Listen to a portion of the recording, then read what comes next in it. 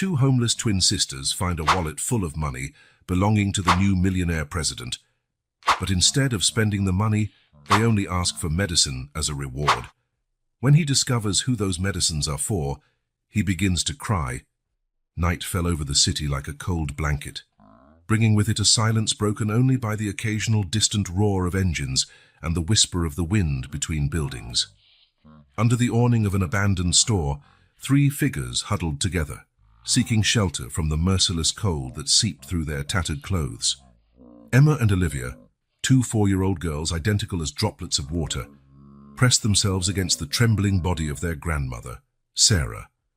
Their once shiny golden curls, now tangled and dull, framed pale faces marked by an innocence that painfully contrasted with the harshness of their situation. Sarah, a 68-year-old woman whose weary eyes held stories of a lifetime, struggled against a persistent cough that shook her frail body. Her skin, once soft and well cared for during her years as a domestic worker in private homes, was now rough and weathered by time and the elements. "Grandma," Emma whispered, the more talkative of the twins, "you're shaking a lot." Her big blue eyes, full of worry, focused on Sarah's wrinkled face with a maturity beyond her years. Olivia, always quieter and more observant, adjusted the thin blanket they shared, trying to better cover her grandmother's bony shoulders. The worn, patched fabric could barely protect them from the biting wind that slipped through the gaps in the awning. Sarah forced a smile, trying to mask the pain and discomfort she felt. "I'm all right, my angels," she replied in a hoarse voice, interrupted by another bout of coughing. "Soon it will be morning, and the sun will warm us." The girls exchanged worried glances. Even at such a young age, they understood their grandmother's condition was worsening every day. The fever consuming her seemed more intense that night, and the cold sweat breaking out on her forehead contrasted with the trembling that shook her body. Emma, always the bravest, stood up determined. "I'm going to look for more cardboard, Grandma." "To make our castle walls thicker," Sarah tried to protest, but another coughing fit stopped her. Olivia silently followed her sister, both aware they needed to do something to help the only family they had. The twins ventured into the shadows of the deserted street, their small bodies shivering in the early morning cold. Their eyes, accustomed to the darkness, scanned corners and alleys in search of any piece of cardboard or newspaper that could offer a little more insulation against the cold. As the girls moved away, Sarah fought against the memories that haunted her. She remembered the days she worked in the Andersons' mansion, caring for a bright-eyed little boy named James. How drastically life had changed. How had she, who once cared so tenderly for someone else's child, ended up barely able to protect her own granddaughters? Fever made her delirious, mixing past and present. For a moment, she thought she saw little James running down the mansion's hallway, laughing and calling for her. But the illusion vanished quickly, replaced by the harsh reality of her current situation. Emma and Olivia returned minutes later, carrying pieces of cardboard found near an electronics store. Their faces, though tired, glowed with a sense of accomplishment. "Look, Grandma," Emma exclaimed, showing off her find. "Now we can make our castle stronger." Olivia silently began positioning the pieces of cardboard around them, creating a makeshift barrier against the wind. Sarah watched with a mixture of pride and heartbreak. Her granddaughters, so young, were already demonstrating a strength and resilience she feared they would need to survive in this cruel world. "You are my little warriors," Sarah murmured, pulling them close as soon as they finished setting up the shelter. "So brave, so strong." The girls snuggled up again beside their grandmother, the only blanket now reinforced by the additional cardboard protection. The silence of the night was broken by the distant sound of sirens, causing all three to instinctively shrink back. "Grandma," Olivia said softly, her voice almost a whisper, "tell us again the story of Prince James." Sarah smiled despite her pain. The story of Prince James was the girl's favorite, a tale she had created based on the little boy she had cared for so many years ago. It was a story of kindness, courage, and hope, all she wished for her granddaughters. "Once upon a time," Sarah began, her voice weak but determined, "there was a prince named James. He lived in a great castle, but his heart was bigger than any palace." As Sarah narrated, The twins snuggled closer, their eyes shining with the magic of the story. For a few precious moments, the cold, hunger and fear were forgotten, replaced by the warmth of love and the light of hope. Night wore on, and the stars above seemed to twinkle in solidarity with the three figures under the awning. Emma and Olivia finally fell asleep, their soft breathing in contrast to Sarah's persistent cough. Sarah stayed awake, keeping watch over her precious granddaughters. Her body ached, fever burned, but her spirit remained unshaken. Looking at the sleeping faces of Emma and Olivia, she made a silent promise. Somehow, some way, she would find a way to give them the life they deserved. The first morning light began to tinge the sky a pale blue when Sarah finally gave in to exhausted sleep. The three figures, grandmother and granddaughters, now slept huddled under the thin blanket, protected by cardboard walls and the love that united them. At that moment, under the awning of an abandoned store, amidst the harshness of street life, rested three angels. Angels who were tired, hungry and cold, but angels nonetheless. Angels who, without knowing it, were about to change not just their own lives, but the lives of many others, with a simple act of honesty and courage. And so, as the city slowly awoke to another day, Emma, Olivia and Sarah slept, unaware of the extraordinary destiny that awaited them, all beginning with a lost wallet and a gesture of kindness that would echo far beyond that cold sidewalk. Dawn arrived slowly, painting the sky with soft shades of pink and gold. The city woke up gradually, the midnight silence giving way to the distant hum of traffic and the first signs of life on the streets. Under the battered awning that served as shelter, Emma opened her eyes, blinking against the gentle light that slipped through the cardboard gaps. Next to her, Olivia was still sound asleep, curled against Sarah's frail body. Emma watched her grandmother for a moment, noting with concern the drops of sweat on her forehead, despite the piercing morning cold. Sarah's cough had worsened during the night, echoing in the silence of the early hours. Emma knew they needed to reinforce the walls of their makeshift castle to protect her grandmother from the biting wind that was on its way. Careful not to wake Olivia or Sarah, Emma unwrapped herself from the shared blanket and slipped out of the shelter. The morning air made her shiver instantly, her thin t-shirt and worn-out pants offering little protection against the merciless cold. "Liv," Emma whispered, gently nudging her sister, "wake up. We have to find more cardboard before Grandma gets up." Olivia opened her eyes slowly, blinking sleepily. Without a word, she stood up, immediately understanding the urgency in her sister's voice. The two exchanged a look of mutual understanding, a silent language developed over their 4 years of shared life. Hand in hand, the twins set off on their mission, their small footsteps quiet on the empty sidewalk.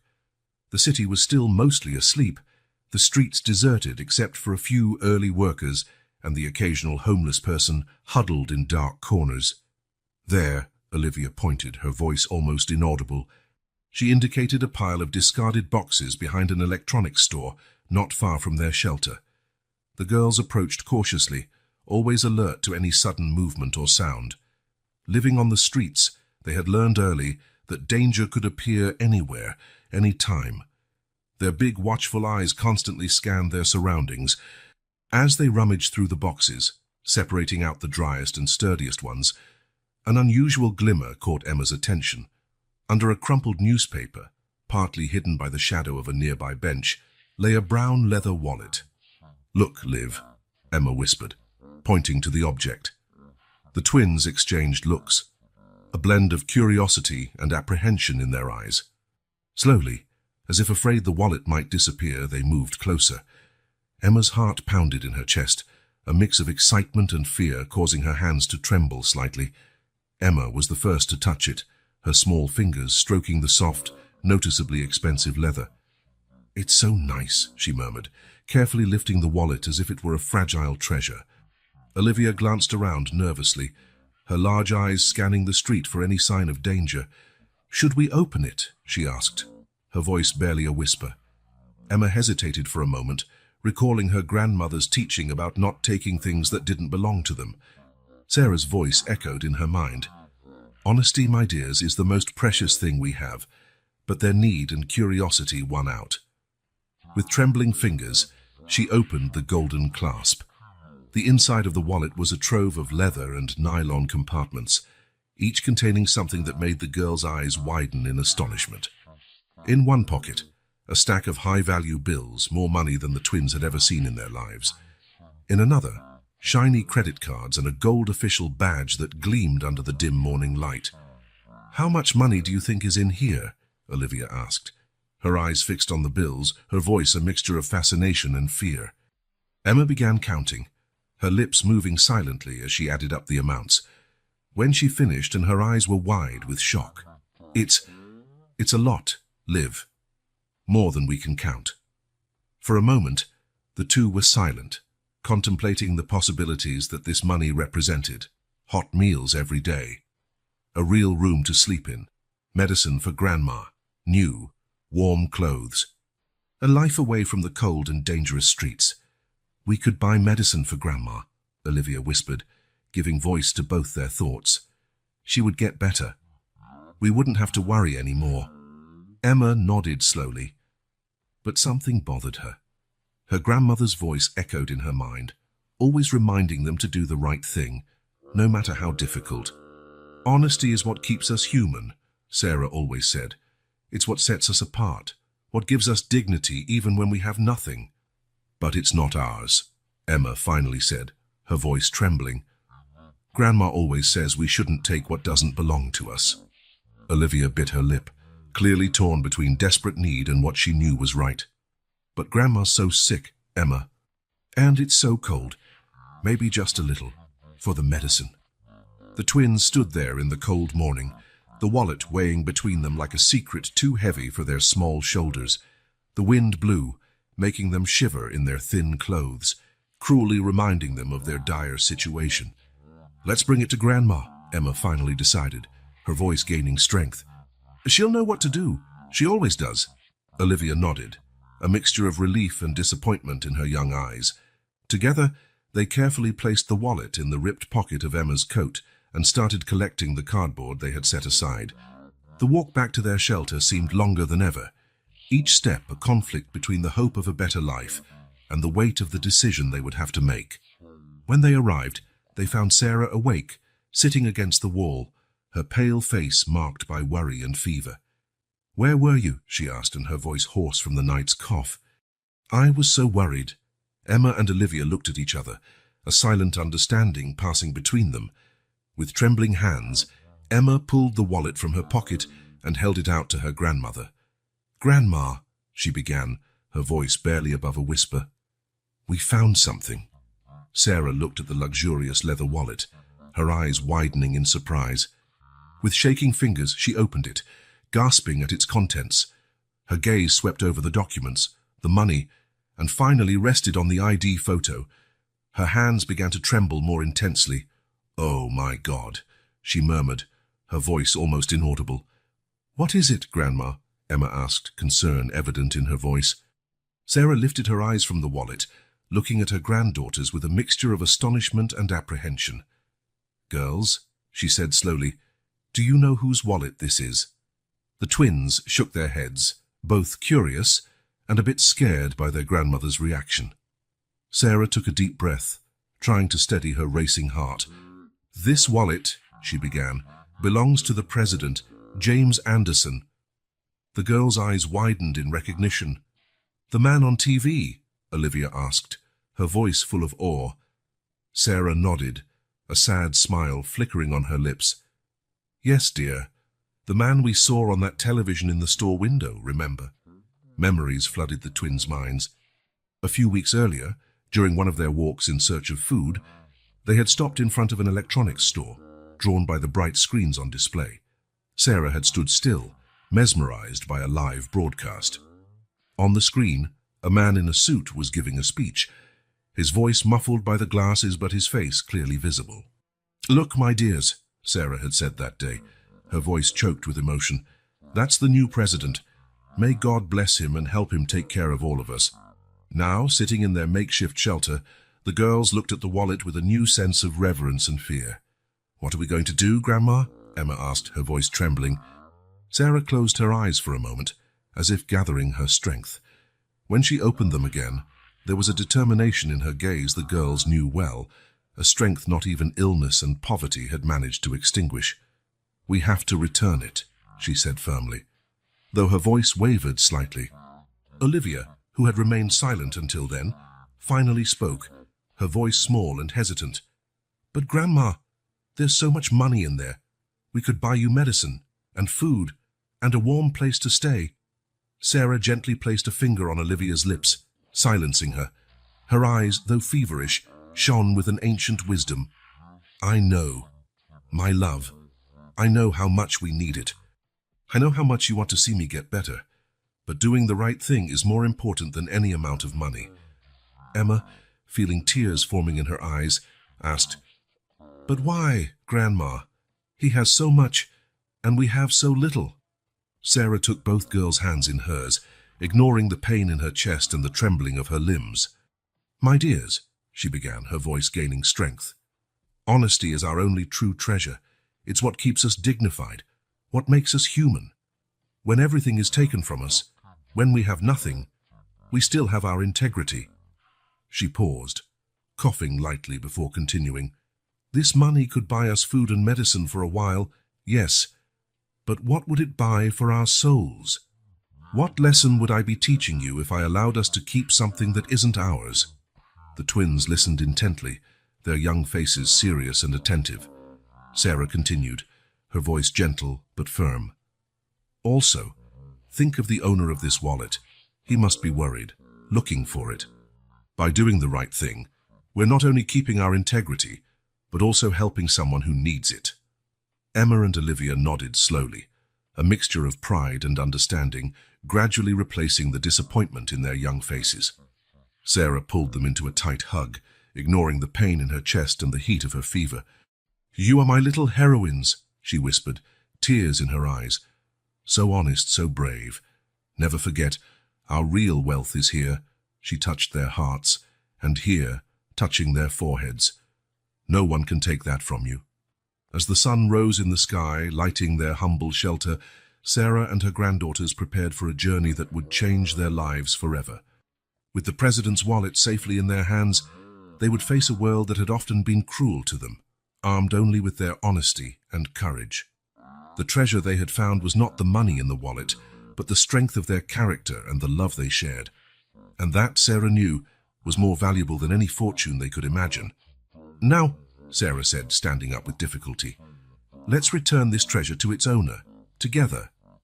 And so, 3 figures, a sick grandmother and 2 small twins, left their makeshift shelter, walking hand in hand toward an uncertain future, but with the certainty they were doing the right thing.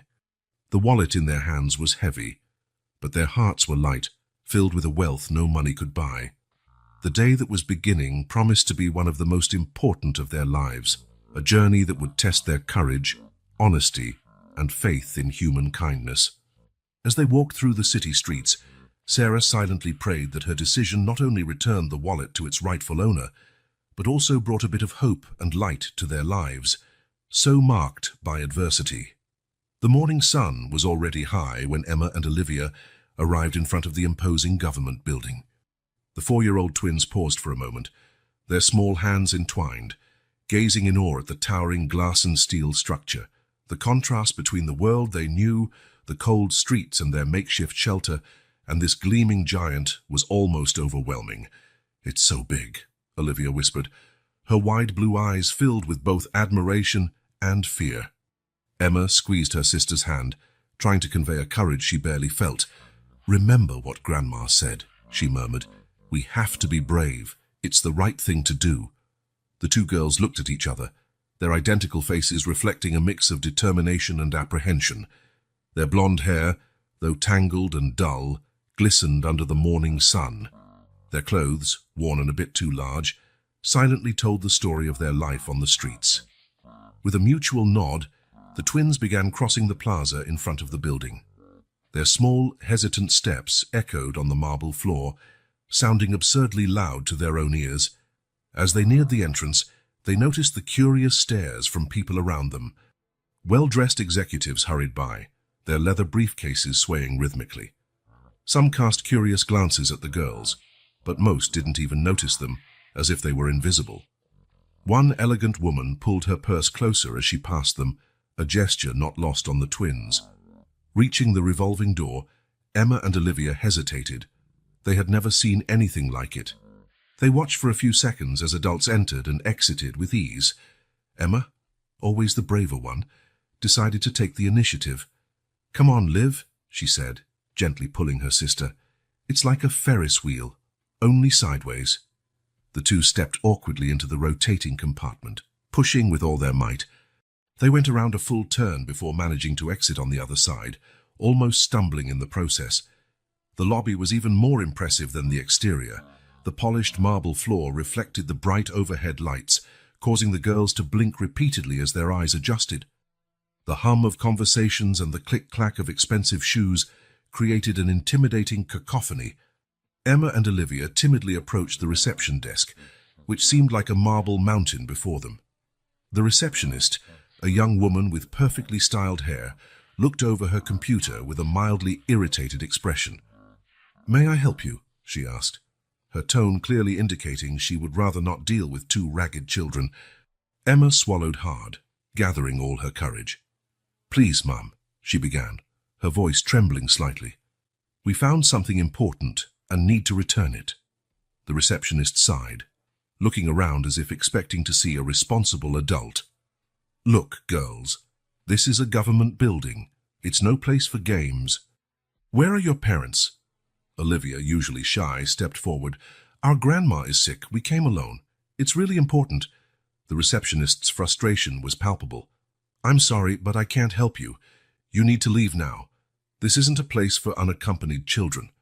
The twins exchanged desperate glances. They had promised Grandma they would return the wallet, and they couldn't fail. The wallet weighed in the torn pocket of Emma's coat, constantly reminding them of their mission. It was at that moment that Elizabeth, a senior secretary who had worked in the president's office for years, passed through the lobby. Her keen eyes caught sight of the unusual scene: two small children, clearly living in homelessness, being turned away by the receptionist. Driven by a compassionate curiosity, Elizabeth approached. "Is there a problem here?" she asked, her voice calm yet authoritative. The receptionist seemed relieved. "Mrs. Miller, these children showed up with no supervision. I was just telling them to leave." Elizabeth looked at Emma and Olivia, noticing the desperation in their eyes.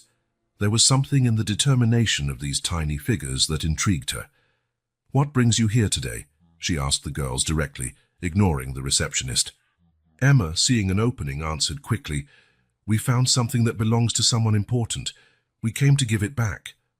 Elizabeth's curiosity grew. "And what would that be?" Olivia replied, her small voice clear. "A wallet, ma'am. There's a lot of money in it." The silence that followed was heavy. Elizabeth studied the faces of the two girls before her, looking for any sign of deceit. All she saw was honesty and hope.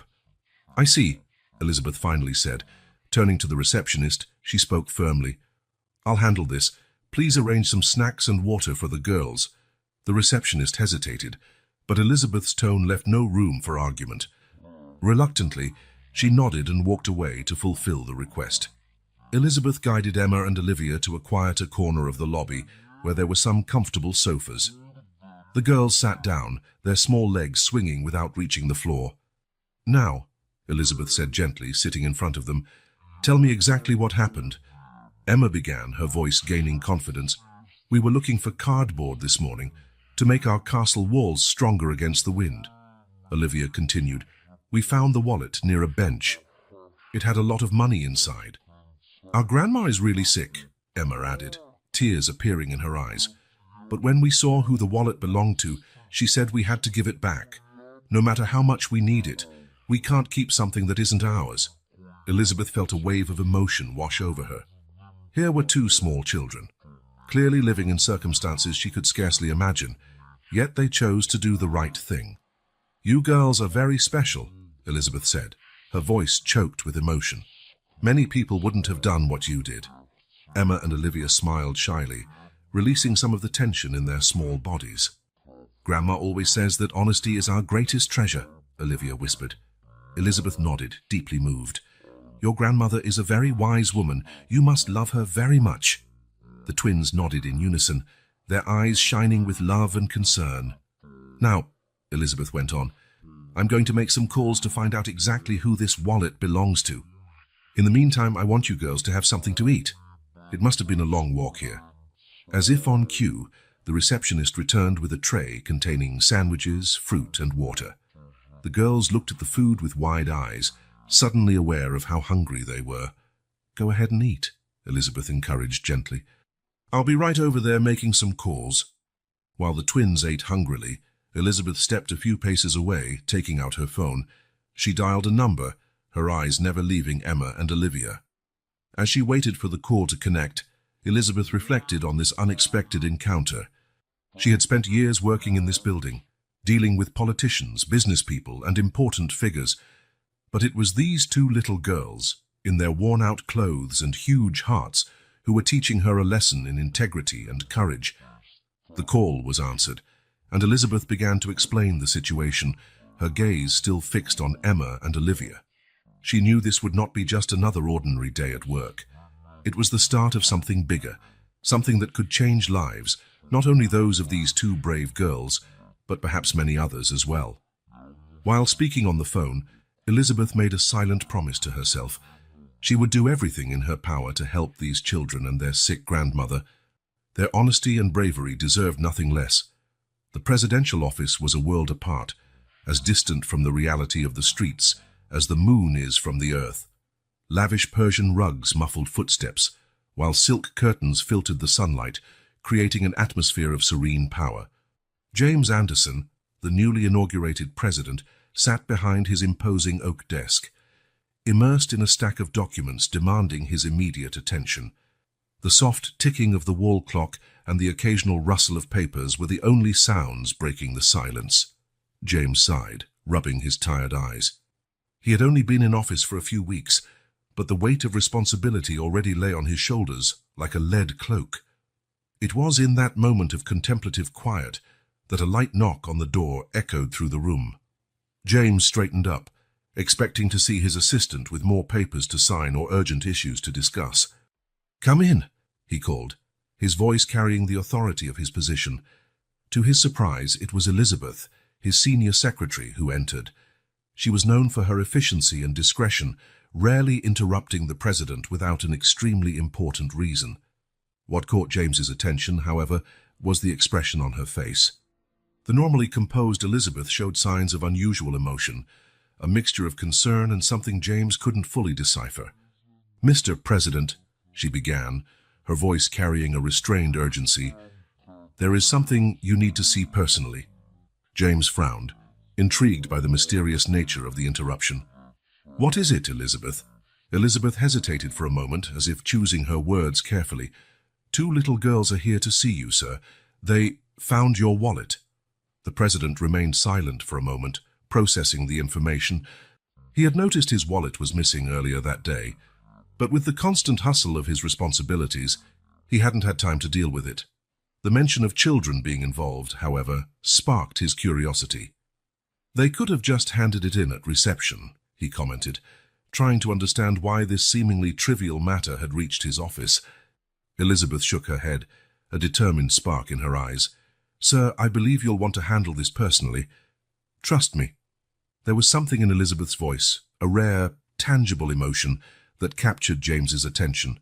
In all their years working together, he had rarely seen his secretary so moved by a situation. After a brief moment of reflection, he nodded. "All right, Elizabeth, bring them in." The following minutes felt interminable. James stood up, walking over to the window that offered a panoramic view of the city. Outside, the world went on its frenetic course, unaware of the drama unfolding within those walls. Finally, the door opened again. James turned a four, and his gaze fell for the first time upon Emma and Olivia. The contrast between the two small figures and the luxurious setting of the office was shocking, almost surreal. The twins, in their worn clothes and pale faces, looked even smaller and more vulnerable under the bright lights and amid the symbols of power surrounding them. James felt something stir in his chest, an emotion he couldn't fully name. Rounding the desk, he approached the girls, crouching down to their level. His face, normally stern and reserved for cameras and official meetings, softened into a gentle smile. "Hello?" he said softly, his voice stripped of any presidential formality. "I hear you have something for me." Emma, visibly summoning all her courage, took a step forward. Her small, trembling hands held out the leather wallet. "It's yours, sir," she said, her voice barely above a whisper, filled with both fear and determination. "We found it, and Grandma said we had to return it." James took the wallet, feeling its familiar weight in his hands. A wave of emotion hit him as he realized the magnitude of what they had done. He opened it carefully, confirming that all its contents were intact: the documents, credit cards, and most impressively, all the money. The honesty of that act, coming from children who clearly had so little, left him momentarily speechless. "You've done something incredible today," he finally managed, his voice laden with sincerity that surprised even him. Something many people, even in much better situations, wouldn't have the courage to do. "May I ask your names?" "I'm Emma," said the girl who had handed over the wallet, her voice quivering. "And this is my sister, Olivia." Olivia, half hidden behind her sister, gave a timid wave, her big blue eyes observing James with a mix of curiosity and apprehension. James smiled at both of them, feeling a wave of tenderness that took him by surprise. "Emma and Olivia, beautiful names for very special girls. How old are you?" "4," they answered in unison, their small voices echoing in the vast office. The president felt his heart tighten. They were so young, so innocent, and yet they were already facing a world that had clearly not been kind to them. The courage and integrity they had shown in the face of circumstances that would make many adults crumble was truly remarkable. "Well, Emma and Olivia," he began, choosing his words carefully, "you've returned something very valuable to me. More than just a wallet with money and documents, you've given me a lesson in honesty and courage. I'd like to reward you for that. What would you like?" The twins exchanged a look, a silent conversation passing between them. It was Olivia, the quieter of the two, who finally spoke, her small voice surprisingly clear. "Could you please give us medicine?" The question took James completely by surprise. Of all the things he might have expected to hear, toys, clothes, even money, medicine was the last thing on his mind. The simplicity and urgency of the request hit him hard, reminding him brutally of the reality these children faced. "Medicine?" he repeated, unable to hide the confusion in his voice. "Are you sick?" Emma shook her head, her eyes filling with a concern that seemed far beyond her years. "No, sir. It's for our grandma. She's really sick." James felt a lump form in his throat. He glanced at Elizabeth, who stood near the door, tears beginning to form in her eyes. The emotion of the situation was palpable, filling the air of the office with a nearly physical tension. "Can you tell me more about your grandmother?" he asked gently, sensing he was about to hear a story that would forever change his perspective. Words began to flow, with the twins taking turns as though they shared one voice. They spoke of their makeshift shelter under an abandoned store awning, of the cold that seeped through the cardboard at night, of Sarah's persistent cough and the fever that wouldn't relent. They described nights spent shivering, sharing a single thin blanket among the three of them, and days when hunger was a constant companion. "Sometimes she can't even stand up," Olivia said, her large eyes brimming with worry. "But she always tries to smile for us. She teaches us things," Emma added, a hint of pride in her voice. "Letters and numbers and stories. She tells lots of stories, but she always takes care of us," Olivia continued. "Even when she's really sick, she says we're her greatest treasure." James listened, feeling a mixture of admiration and horror grow inside him. These children and their grandmother were living in conditions he could barely imagine, facing challenges that would break many adults. And yet, when confronted with a chance to improve their lives using the money in his wallet, they chose honesty. "You two are very brave," he said, his voice thick with emotion. "And your grandmother must be an incredible woman." The twins smiled, a touch of pride shining in their tired eyes. It was clear that, despite all the difficulties, The love and respect they felt for their grandmother were unshakable. "What is your grandma's name?" James asked, seized by a sudden curiosity. Something about their story resonated deeply within him, as though he were on the verge of a great revelation. "Sarah," Emma replied, her face lighting up at the mention of the name. "Sarah Williams." The world around James seemed to freeze. Air left his lungs as if he had taken a punch, and for a moment he felt as though the ground had disappeared beneath his feet. He stood abruptly, staggering a few steps back, his mind in turmoil. "Mr. President," Elizabeth called, concern clear in her voice. James barely heard her. His mind was flooded with long-buried memories, now resurfacing with overwhelming force. Sarah Williams. The name echoed in his head, bringing images of a kind smile and hands roughened by hard work. A woman who had been more than an employee in his childhood home. She had been a second mother, a source of love and guidance when he needed it most. "It can't be," he murmured to himself, his voice barely audible. The twins watched him with wide eyes, frightened by his sudden reaction. James forced himself to regain composure, aware of the fear he must be causing them. He turned his attention to them, struggling to keep his voice calm. "Your grandmother," he began, unable to stop his voice from shaking slightly. "Did she ever mention working for a family named Anderson?" Emma and Olivia exchanged confused looks before Emma replied, her voice filled with surprise. "Yes, sir. Sometimes she tells us stories about a boy named Jimmy she used to care for. She says he was like a son to her." Emma's words struck James like lightning. Tears began to form in his eyes, and he made no effort to hold them back. The realization of what was happening, the incredible coincidence, or perhaps fate, that had brought these girls to him was almost too much to bear. "Oh my God," he whispered, tears now rolling freely down his face. Elizabeth stepped closer, placing a supportive hand on his shoulder. "James?" she asked softly, momentarily forgetting formalities. James turned to her, his eyes shining with a mix of pain and hope. "Elizabeth, it's her. Sarah. She took care of me when I was a child. She was like a second mother to me. I lost touch with her years ago. I thought I'd never see her again." He turned back to the twins, who watched him with a blend of confusion and concern. He crouched down once more, taking their small hands in his. "Emma, Olivia," he said, his voice thick with emotion. "Your grandmother, she was very important to me a long time ago. I thought I'd lost her forever. You have no idea what a gift you've given me today." The girls stared at him with wide eyes, starting to grasp the magnitude of this moment. "Are you Jimmy?" Olivia asked timidly, a spark of recognition in her gaze.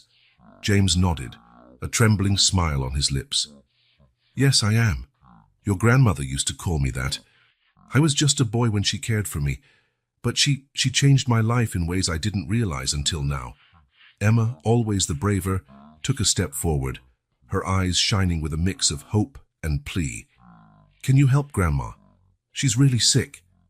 The question snapped James back to the reality of the situation.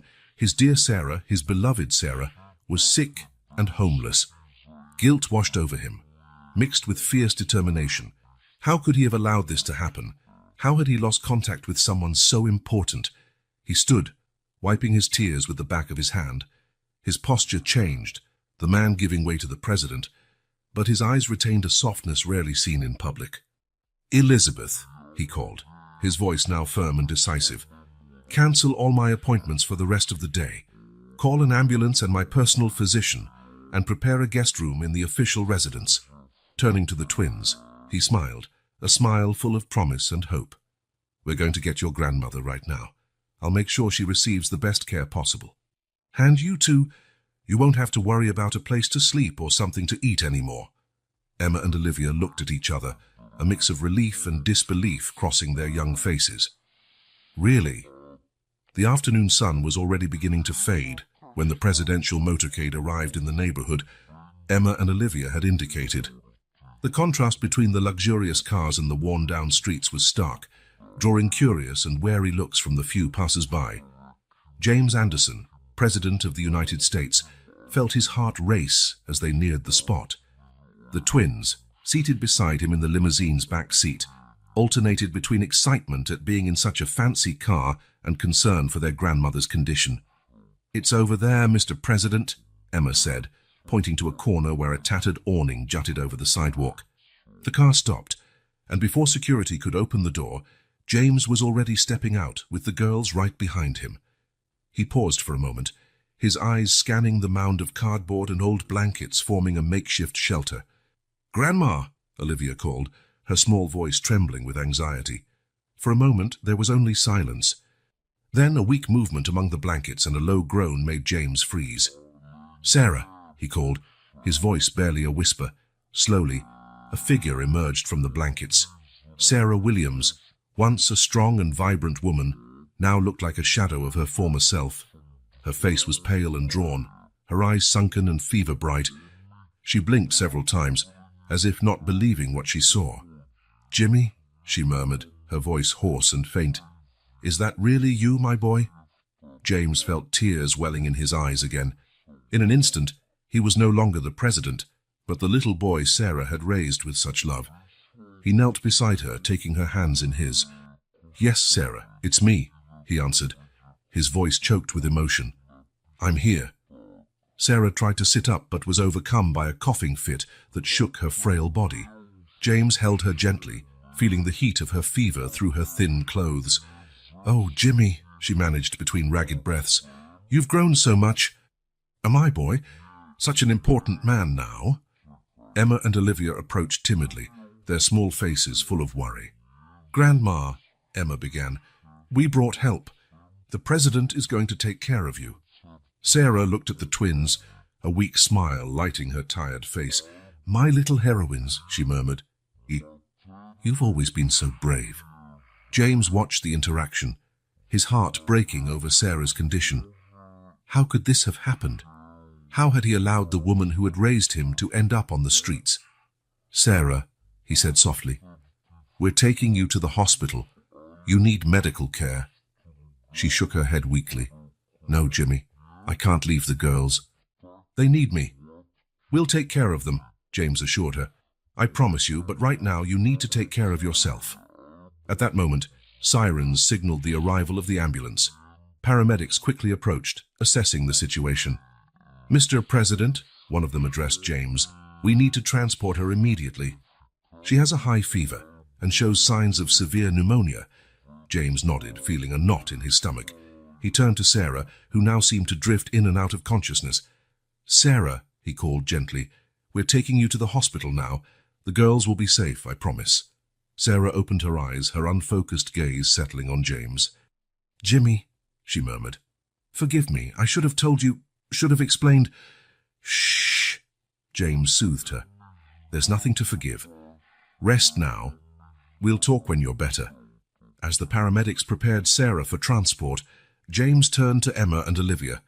The twins clung to him, their small bodies trembling with fear and exhaustion. "It's all right," he assured them, kneeling to their level. "Your grandma will get the best care possible, and you're coming with me. I'll look after you until she's better." Emma, always the spokeswoman, asked in a trembling voice, "Do you promise you won't separate us?" James felt his heart clench. "I promise," he said solemnly. "You'll stay together. Nothing will separate you." The trip to the hospital was tense, with James splitting his attention between Sarah, who was only half conscious in the ambulance, and the twins, who clung to him in the following limousine. At the hospital, a team of doctors was already waiting for Sarah. James watched helplessly as she was rushed into the emergency area.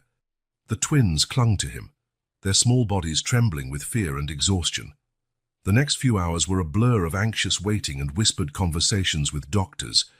James made countless calls, mobilizing resources and people to ensure Sarah received the best possible treatment. Finally, late in the night, the head doctor approached James with an update on Sarah's condition. The pneumonia was severe, complicated by malnutrition and prolonged exposure to harsh conditions. The next 48 hours would be critical. James spent the following days torn between his presidential responsibilities and long hours at the hospital. Emma and Olivia were temporarily housed in a secure suite under the care of a trustworthy team, but James made sure to visit them daily, keeping his promise not to separate them. It was on the afternoon of the third day that Sarah finally woke up, truly lucid for the first time since her admission. James was at her side when she opened her eyes, her gaze immediately focusing on him. "Jimmy," she said, her voice still weak but clear. "You're really here." James took her hand, feeling tears prick at his eyes. "I'm here, Sarah, and I'm not going anywhere." Sarah smiled faintly, then her expression clouded with worry. "The girls, Emma and Olivia, they're safe," James quickly reassured her. "I'm taking care of them, just like I promised. They're dying to see you." Sarah visibly relaxed, closing her eyes for a moment. When she opened them again, there was a determination in her gaze that James recognized from his childhood. "Jimmy," she began, "there's something you need to know. Something I should have told you a long time ago." James felt his heart race. "What is it, Sarah? You can tell me anything." Sarah took a deep breath, as though gathering courage. "It's about the night I left, the night that changed everything." James leaned closer, his mind drifting back to that night so many years ago when he was only 12. The night Sarah, the woman who had raised him since he was a baby, disappeared without explanation. "I was working late that night," Sarah began, her voice low but steady.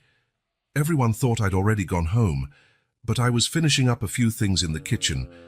That's when I heard voices coming from your father's office."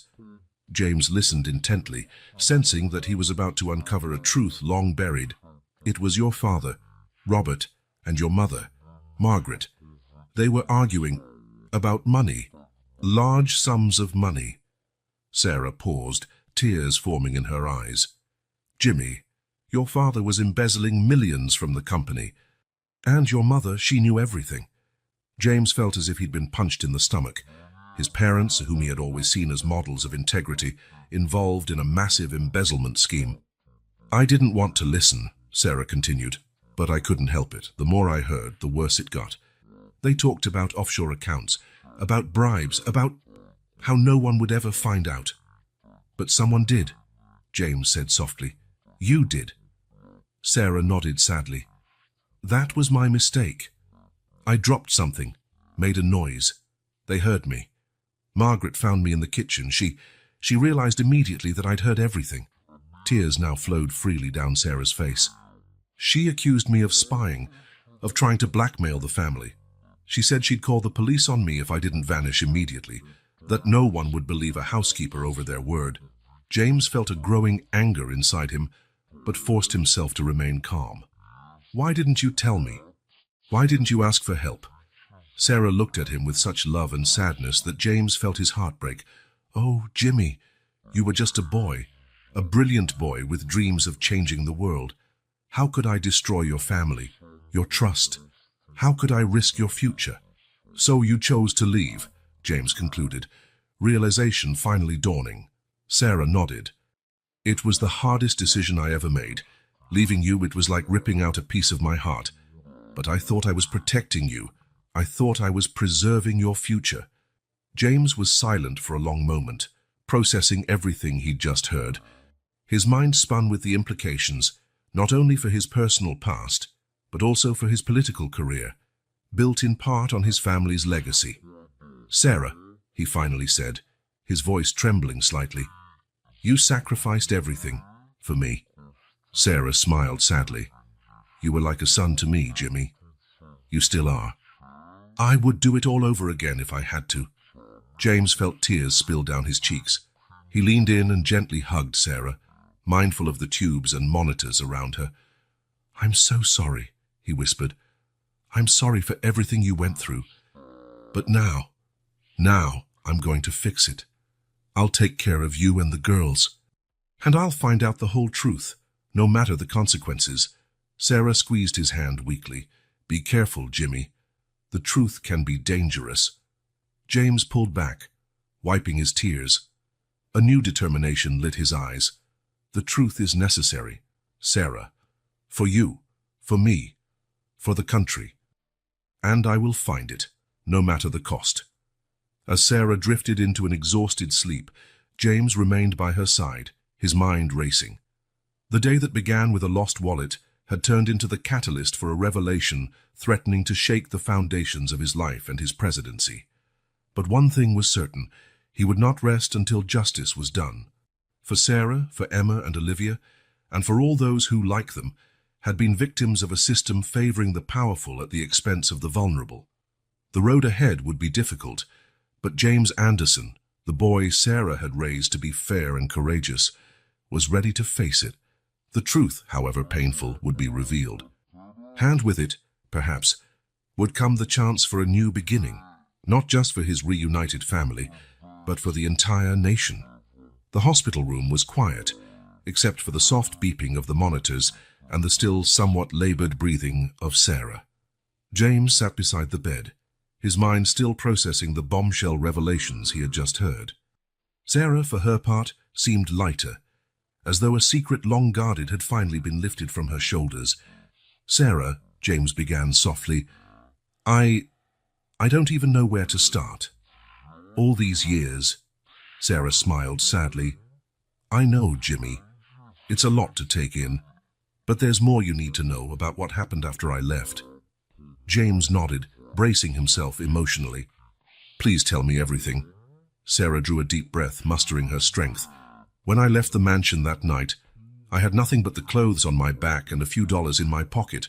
I couldn't go back for my things, afraid Margaret would follow through on her threat." She paused, her gaze distant, recalling those difficult moments. "The first few weeks were the hardest. I slept in shelters, did odd jobs here and there. I couldn't use my previous references, fearing your family would find me." James felt a wave of guilt wash over him. While he grew up in comfort and privilege, Sarah had been struggling to survive. "Eventually," she continued, "I got a job as a cleaner at a cheap hotel. The pay was miserable, but at least I had a roof over my head. That's where I met John." A small smile touched Sarah's lips. "John was a good man, a janitor at the same hotel. We fell in love, got married. For a while, it seemed things were looking up. You started a family," James said gently. Sarah nodded. "We had a daughter, Mary. Oh, Jimmy, she was so beautiful. She had your eyes, you know. Sometimes when I looked at her, I remembered you as a little boy." Tears began forming in Sarah's eyes. But life has a cruel way of surprising us. John died in a work accident when Mary was just 2. Suddenly, I was a widow with a small child to raise. James held Sarah's hand, offering silent comfort as she carried on. "I did the best I could, worked 2, sometimes 3 jobs. Mary grew up to be a wonderful girl, strong and determined. She married young, had the twins. Emma and Olivia were the light of our lives." Sarah paused, her expression turning somber. "Then, 2 years ago, Mary and her husband were killed in a car accident. The twins, by some miracle, survived. Suddenly, at 66, I was responsible for 2 little children again." James felt his heart clench. "Oh, Sarah, I tried. Jimmy, I tried so hard. But jobs were scarce for someone my age. The bills piled up. The apartment we shared with Mary and her husband, we couldn't keep it." Sarah let out a sob. "Before I realized it, we were on the streets." Tears were now running freely down Sarah's face, and James couldn't hold back his own. The injustice of it all was overwhelming. "The streets are harsh, Jimmy, especially for small children. I did my best to protect them, keep them fed and warm, but every day was a battle." Sarah looked straight into James's eyes. "You know what kept me going. Remembering you, thinking of the little boy I had raised, imagining the man you'd become." James felt as though his heart was being crushed. "Sarah, I should have looked for you. I should have done more." Sarah shook her head. "No, Jimmy, you didn't know. How could you? I vanished from your life without a word. But know this, in all those years, through every hardship, I never stopped loving you like a son." James couldn't hold back any longer. He leaned in and gently hugged Sarah, tears wetting her shoulder. "I'm so sorry," he sobbed. "I'm sorry for everything you went through." Sarah stroked James's back, just as she had when he was a child. "Shh, it's all right now. We're together again. That's what matters." When James finally pulled away, his eyes were red, but a new determination shone there. "Sarah, I promise you, I'll fix this. I'll take care of you and the girls, and I'll uncover the whole truth about what my parents did. Sarah looked at him with a mixture of pride and concern. Be careful, Jimmy. Your parents, they're powerful. And the truth may have repercussions far beyond our little family. James nodded gravely.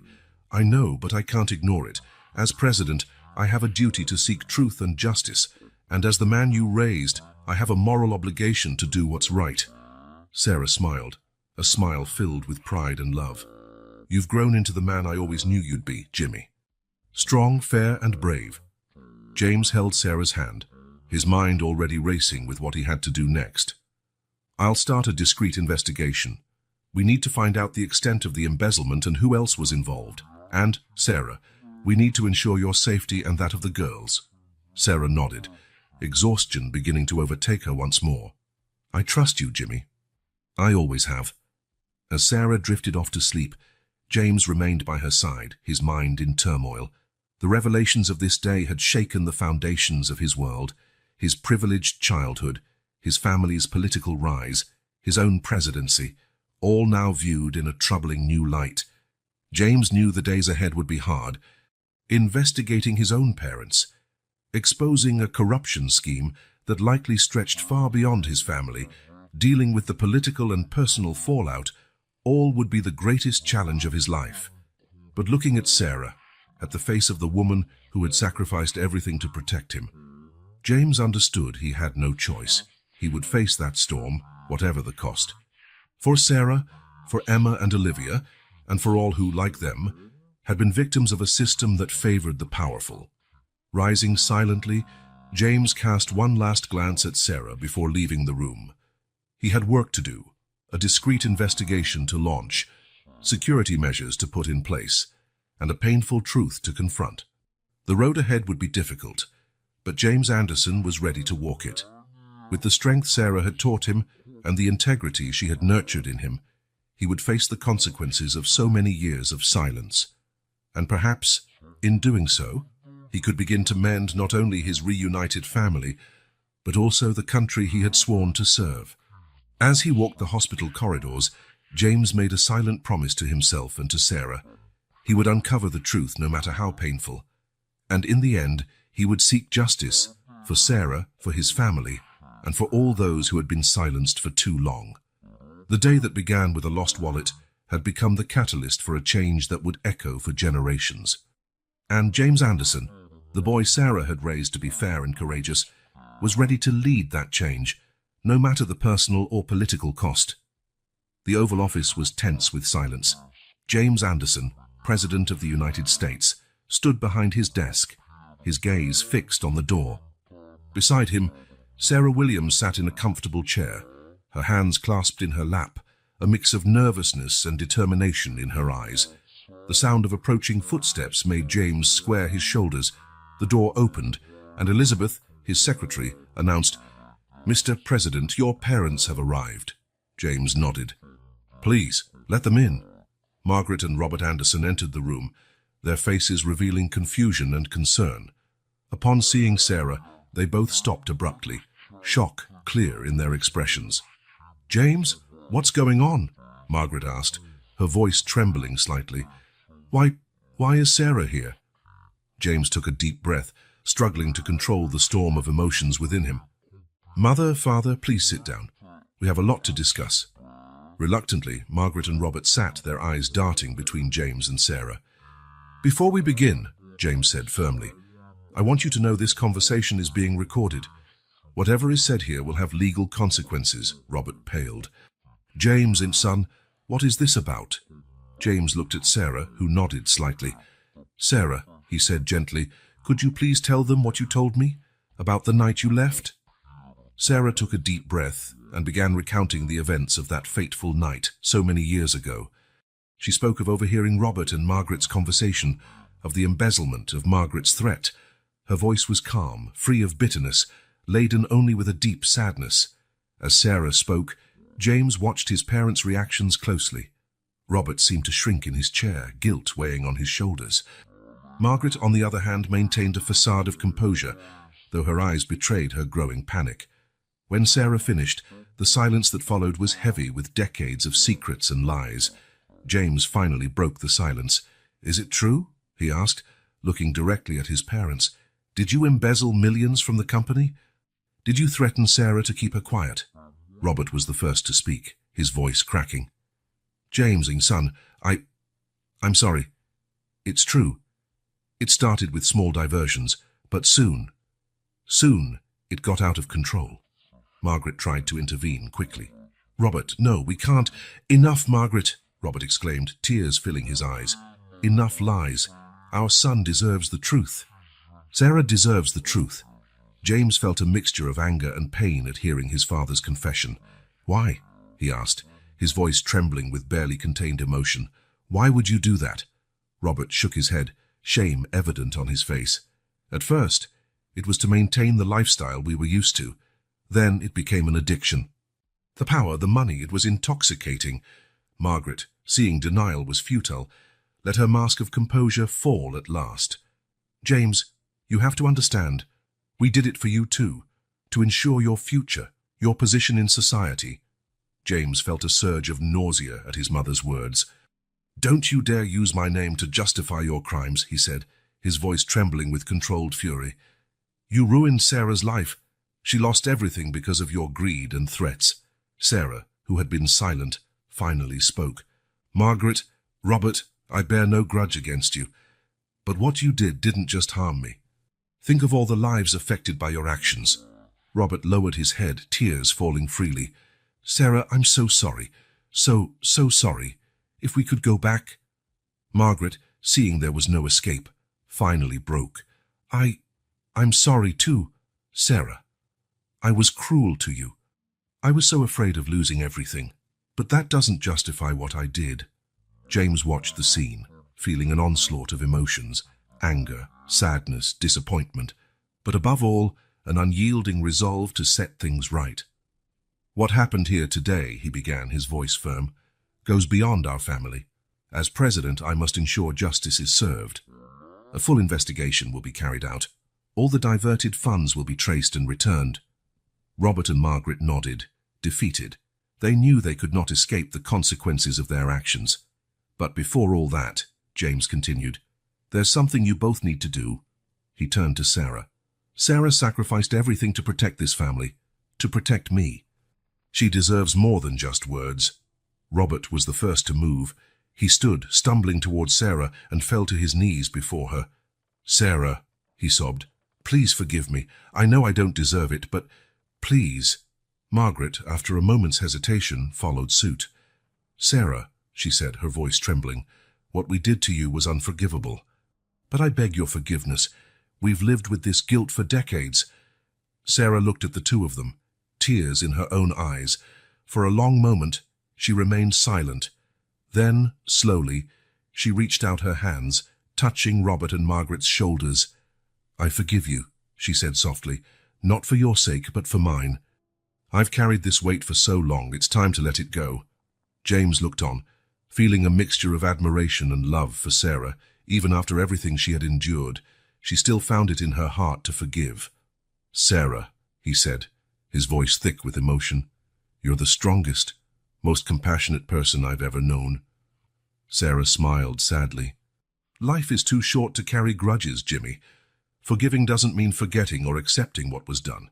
It means choosing peace over bitterness." Robert and Margaret rose, their faces stained with tears and remorse. James looked at his parents, a new resolve in his eyes. "What happens from here won't be easy. There will be legal, financial, and public consequences. But we'll do this the right way, with honesty and integrity." He turned to Sarah.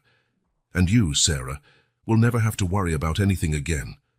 I'll make sure you and the girls have everything you need. It's the least I can do after all you sacrificed." Sarah smiled, tears of gratitude in her eyes. "Thank you, Jimmy. But all I ever really wanted was to see you become the man I always knew you would be. Just compassionate and brave." As the meeting ended, James knew this was only the beginning. There would be many challenges ahead, investigations, possible trials, public scrutiny. But for the first time in a long while, he felt a clarity of purpose. The road ahead would be difficult, but guided by Sarah's example and his determination to correct past wrongs, James was ready to face it. This was not just a story of family redemption, but the start of a journey to bring more integrity and justice to the entire nation. As his parents left the office, discreetly escorted by security agents, James turned to Sarah. "Are you ready to begin this new chapter?" he asked gently. Sarah nodded, a serene smile on her face. "I am Jimmy. Together, we can make a difference." And so, in that Oval Office, a new era began. An era of truth, reconciliation, and above all, hope for a better future. The Oval Office was quiet, except for the soft tapping of keys as James worked on his computer. It was late at night, but the President of the United States couldn't rest, not after all he had discovered in recent days. James sighed, rubbing his tired eyes. Since the shocking revelation about his parents' crimes and Sarah's past, he had thrown himself into a process of investigation and restitution. His trusted team, led by Elizabeth, his loyal secretary, was working tirelessly to uncover the truth. A soft knock on the door interrupted his thoughts. "Come in," he called. Elizabeth entered, carrying a thick folder. Her normally composed face showed signs of worry. "Mr. President, we have the preliminary results of the internal investigation into the campaign finances." James felt his stomach drop. He knew what he was about to hear wouldn't be good. "Let's hear it, Elizabeth." She sat down across from him, opening the folder. "Sir, our team has discovered several wire transfers from offshore accounts into the campaign's funds. These accounts, they're directly linked to the embezzlements carried out by your father, Robert Anderson." James closed his eyes for a moment, feeling the weight of this revelation. When he opened them again, his expression was resolute. "How much?" "About 30% of the campaign funds, sir," Elizabeth responded, her voice low. The silence that followed was deafening. James stood, walking over to the window. Outside, Washington slept, oblivious to the political earthquake about to unfold. "Elizabeth," he finally said, turning around, "I need you to call an emergency meeting with my communications team and legal advisors. Immediately." Elizabeth nodded, already rising. "What will be the agenda, sir?" James took a deep breath. "I'm going to make a public statement. The American people deserve to know the truth." Elizabeth's eyes widened. "Mr. President, the implications of this—" "I know," James gently interrupted her, "but I will not continue this term based on a lie. It's time to clean house, Elizabeth. Starting with myself." She nodded, recognizing the gravity and bravery of his decision. "Understood, sir. I'll call the team immediately." After Elizabeth left to carry out his orders, James turned back to the window. His thoughts drifted to Sarah, Emma, and Olivia. They had sacrificed so much, lived with so little, while he enjoyed the fruits of a corruption he hadn't even known existed. The next few hours were a whirlwind of intense meetings, heated discussions, and meticulous planning. Legal advisors warned about the possible legal repercussions. Political strategists argued about the impact on public opinion. But James remained unwavering. When the sun began to rise over Washington's horizon, the speech was ready. James insisted on writing most of it himself. These would be his words, his confession, his promise to the American people. Before preparing to face the cameras, James made a phone call. "Sarah," he said when she picked up, "I'm about to do something important. Something that could change everything." Sarah's voice was calm on the other end. "You're going to tell the people the truth, aren't you?" James smiled sadly. Sarah had always known him better than anyone. "Yes, I can't go on with this farce. The people deserve to know." "I'm proud of you, Jimmy," Sarah said softly. "You're doing the right thing, no matter the cost." Those words, coming from the woman who had sacrificed everything for him, gave James the final strength he needed. "Thank you, Sarah, for everything." Minutes later, James stood before the cameras in the Oval Office. The whole world watched as the President of the United States prepared to make an unprecedented announcement. "My fellow Americans," James began, his voice steady despite the storm of emotions inside him, "I come before you today not just as your president, but as a man who believes that truth, however painful, is vital to the health of our democracy." He paused, looking directly into the camera. "Recently, I discovered that a significant portion of the funds used in my presidential campaign originated from illicit activities, money embezzled by my own father over the years, without my knowledge until a few days ago." An audible murmur came from the staff in the room. James continued, relentless.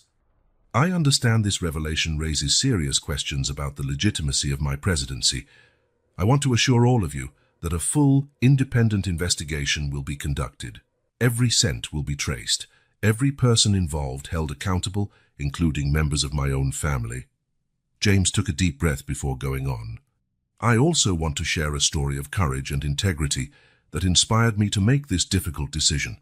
He then told the story of Sarah, without naming names, detailing her sacrifice, her struggle, and her incredible strength of character. As he spoke, James noticed tears in the eyes of several members of his team. "This extraordinary woman," he concluded, "taught me that true strength lies not in hiding our mistakes, but in facing them head-on.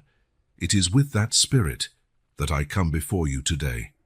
James straightened his shoulders, his expression serious but determined.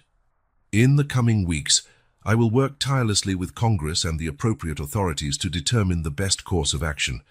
If it is determined that my presidency has been irreparably compromised by these illicit funds, I will be prepared to step down." A stunned silence fell over the room. James continued, "But as long as I occupy this office, I will dedicate every moment to correcting this wrong, implementing reforms to prevent it from happening again, and restoring the trust you have placed in me." He paused one last time, his eyes shining with contained emotion. "I ask for the American people's understanding and support during this difficult period. Together, we can turn this moment of crisis into an opportunity to strengthen our democracy and reaffirm our fundamental values of honesty and integrity. May God bless you, and may God bless the United States of America. Thank you." The cameras clicked off, and for a moment, silence reigned in the Oval Office. Then, slowly, applause began. It started with Elizabeth and spread throughout the room. James's team, despite their shock and concern, recognized the monumental courage of his action. James knew the days ahead would be turbulent, investigations, possibly impeachment proceedings, and certainly relentless scrutiny from the media and the public. But for the first time in days, he felt at peace. As he left the Oval Office, his thoughts turned to Sarah, Emma, and Olivia. No matter what happened to his presidency, he had fulfilled the promise he made to himself.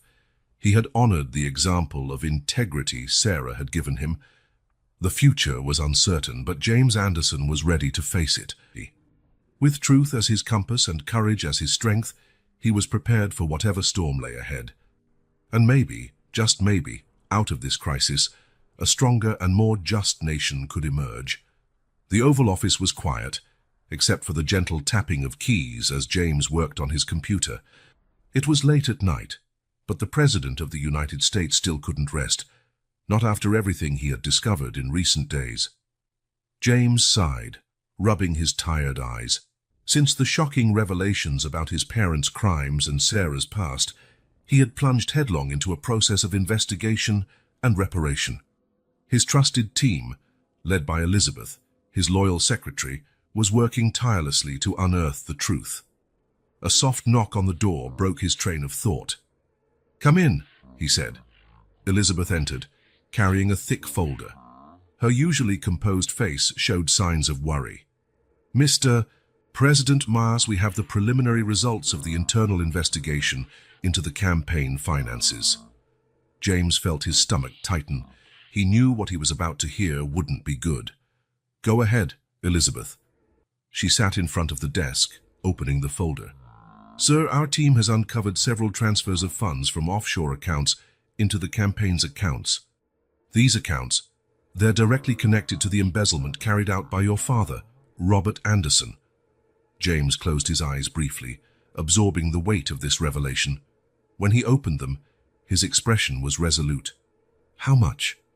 "Approximately 30% of the campaign funds, sir," Elizabeth answered, her voice low. The silence that followed was deafening. James got up, walking to the window. Outside, Washington slept, unaware of the political quake about to occur. "Elizabeth," he finally said, turning back, "I need you to call an emergency meeting with my communications team and legal advisors immediately." Elizabeth nodded, already standing. "What should be on the agenda, sir?" James took a deep breath. "I'm going to make a public announcement. The American people deserve to know the truth." Elizabeth's eyes widened. "Mr. President, the implications—" "I know," James interrupted her gently, "but I can't and won't keep up this charade. It's time to clean up, Elizabeth, starting with me." The hours that followed passed in a flurry of intense meetings, heated debates, and meticulous planning. Legal advisors warned him of potential legal consequences. Political strategists argued about the impact on public opinion. But James remained firm. When the sun began to rise above the Washington skyline, the speech was ready. James had insisted on writing most of it himself. These would be his words, his confession, his promise to the American people. Before facing the cameras, James made a call to Sarah. Her calm, comforting voice gave James the final push he needed. Minutes later, James stood before the cameras in the Oval Office. The entire world watched as the President of the United States prepared to make an unprecedented announcement. "My fellow Americans," James began, his voice steady despite the whirlwind of emotions inside him. "I come to you today not just as your president, but as a man who believes that truth, however painful, is essential to the health of our democracy." He paused, looking directly at the camera. "Recently, I discovered that a significant portion of the funds used in my presidential campaign came from illicit activities. Funds embezzled by my own father over the years, which I knew nothing about until just a few days ago." An audible murmur rose from the team in the room. James pressed on, unflinching. "I understand that this revelation raises serious questions about the legitimacy of my presidency. I want to assure you that a complete and independent investigation will be conducted. Every cent will be traced, every person involved held accountable, including members of my own family." James drew a deep breath before continuing. "Though I had no knowledge of where these funds came from at the time of the campaign, I recognize that, as a candidate and now as president, the ultimate responsibility lies with me. I fully accept this responsibility and am prepared to face any consequences that may arise." He then detailed the steps that would be taken. An independent commission would be formed to investigate not only the campaign finances, but every aspect of his administration. James promised full transparency and cooperation with all investigations. "I also want to share with you a story of courage and integrity that inspired me to take this difficult step," James continued. He recounted Sarah's story without naming her, detailing her sacrifice, her struggles, and her remarkable character. James squared his shoulders, his expression somber but resolute. "In the coming weeks, I will work tirelessly with Congress and the competent authorities to determine the best course of action. If it's determined that my presidency has been irreparably compromised by these illegal funds, I will be ready to accept the consequences, including the possibility of stepping down." He finished his speech by asking for the American people's understanding and support during this difficult time, emphasizing his commitment to truth and integrity. In the days that followed, the nation was thrown into turmoil. Headlines screamed about the scandal, political analysts debated non-stop, and Congress moved quickly into action. James kept his word, cooperating fully with all investigations, supplying documents, testifying when summoned, and urging everyone in his administration to do the same. He refused to invoke any executive privilege, insisting that the complete truth had to come out, no matter the personal or political cost. The investigation revealed the extent of Robert Anderson's crimes. Millions of dollars had been siphoned off over decades, not just from the family business, but from government funds through fraudulent contracts. The web of corruption reached far beyond what James had ever imagined. While the political storm raged, James found strength and solace in his newly reunited family. Sarah, now fully recovered, had moved into the White House with Emma and Olivia. The twins, with their innocence and joy, brought light even to the darkest days. One evening, After a particularly grueling day of congressional hearings, James found Sarah sitting on a private balcony, gazing at the stars. "How are you, Jimmy?" she asked softly as he joined her. James sighed, feeling the weight of the world on his shoulders. "Tired, Sarah, but at peace in a way. For the first time in a long while, I feel like I'm doing exactly what I should." Sarah smiled, taking his hand. "You are, my dear. I'm so proud of the man you've become." The next day, as James had anticipated, impeachment proceedings officially began. The nation watched, divided as the drama unfolded. Some demanded his immediate resignation, while others admired his honesty and courage in facing the scandal head-on. James refused to resign, insisting he would accept the verdict of the constitutional process. He continued to govern, focusing especially on anti-corruption measures and campaign finance reform. Amid the political chaos, Sarah's story became public. Investigative journalists traced her journey from the night she left the Anderson mansion to her years on the street with Emma and Olivia. The narrative captured the public's imagination, humanizing the scandal and providing a powerful counterpoint to the corruption that had been exposed. One afternoon, while he was playing with Emma and Olivia in the White House garden, James was called back to his office. Elizabeth awaited him there, her expression grave. "Mr. President," she said, "the final impeachment vote is scheduled for tomorrow." James nodded, feeling the weight of that moment. "Understood. Thank you, Elizabeth, for everything." That night, James gathered Sarah and the girls, gently explaining the situation. Olivia's simple words, "No matter what happens, you'll always be our hero," moved James deeply. "No matter what happens tomorrow," he said, looking each of them in the eye, "we'll face it together, as a family." The next morning, James dressed carefully, preparing for what might be his last day as President of the United States. Before leaving, he kissed Sarah and the girls, carrying their love and strength with him. As he walked the corridors of the White House, possibly for the last time as its occupant, James reflected on the incredible journey that had led him there. A lost wallet, an unexpected reunion, hidden secrets. Everything had converged to this moment. Regardless of the impeachment's outcome, James knew he had done the right thing. He had honored the lessons of integrity Sarah had taught him years ago. He had placed truth and the nation's well-being above his own interests. And so, with his head held high and his conscience at peace, James Anderson walked toward his destiny, ready to face the consequences of his actions and those of his family. Whatever the verdict, he knew he was not alone. He had his family's love, the respect of those who valued honesty, and the clear conscience of a man who had chosen to do the right thing, no matter the cost. The future was uncertain, but James was prepared to face it. With truth as his guide and courage as his strength, he was ready for any storm that might come. And maybe, just maybe, out of this crisis a stronger, more just and more honest nation could emerge. The months following James Anderson's bombshell announcement were a whirlwind of activity in Washington. The nation's capital, used to scandals and political plot twists, had never witnessed anything like the daily drama unfolding. The government investigation, led by a team of special prosecutors appointed by Congress, moved at full throttle. Every aspect of James's campaign, as well as his family's financial activities over the past decades, came under meticulous scrutiny. True to his word, James cooperated fully with the investigation. He spent hours giving testimony, provided every document requested, and urged everyone in his administration to do the same.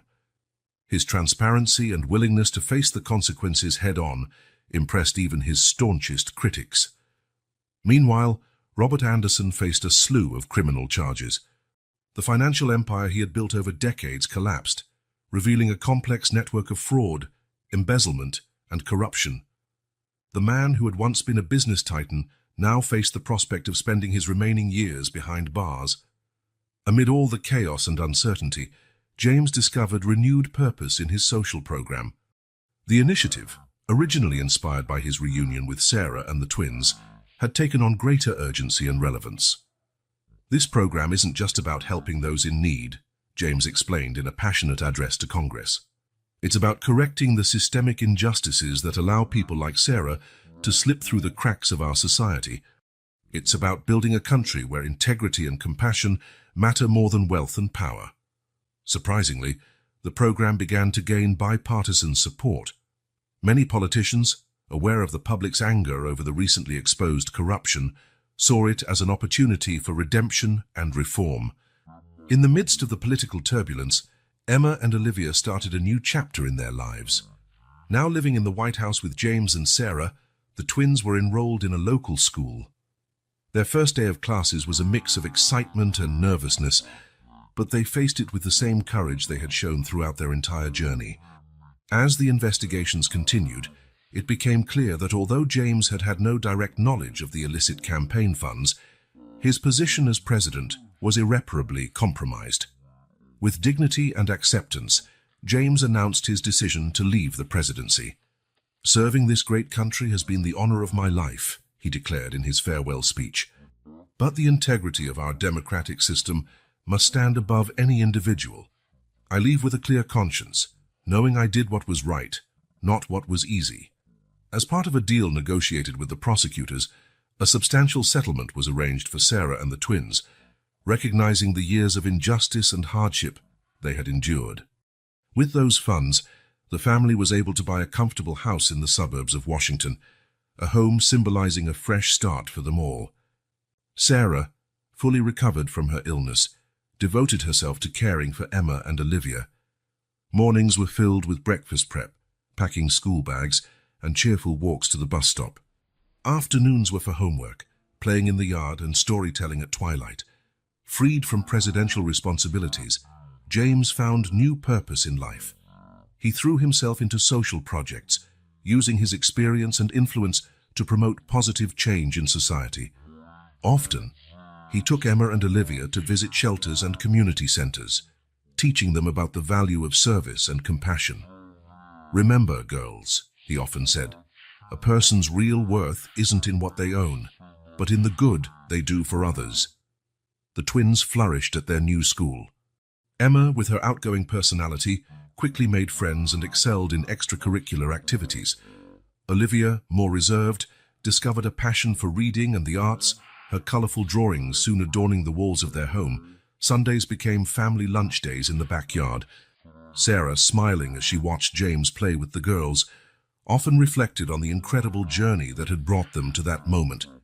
From a makeshift shelter under a store awning to this home filled with love and laughter, it was a transformation she hardly dared believe.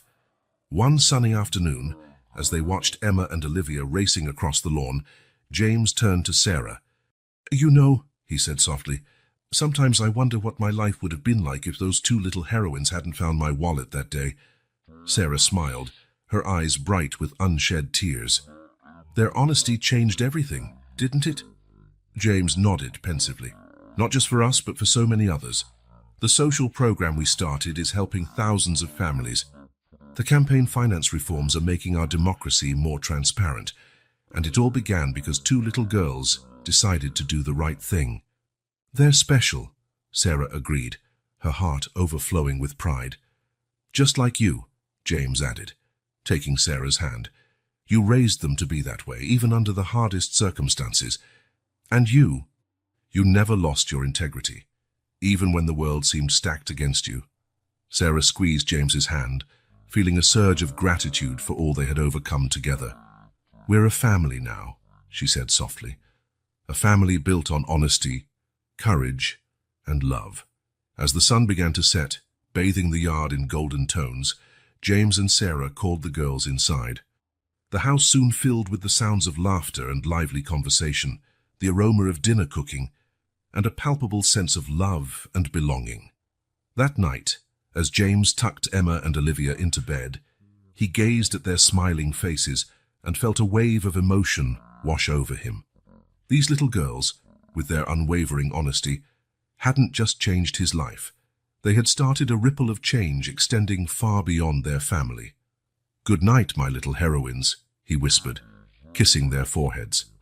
As he closed the bedroom door, James reflected on the incredible journey they had all taken. From a lost wallet to a transformed nation, It was a story of redemption, second chances, and above all, the transformative power of honesty and love. And so, in that cozy home on the outskirts of Washington, a family once separated by circumstance and secrecy not only found reunion, but also discovered a new purpose. Together, they would face the future, not as victims of the past, but as architects of a brighter and more just tomorrow.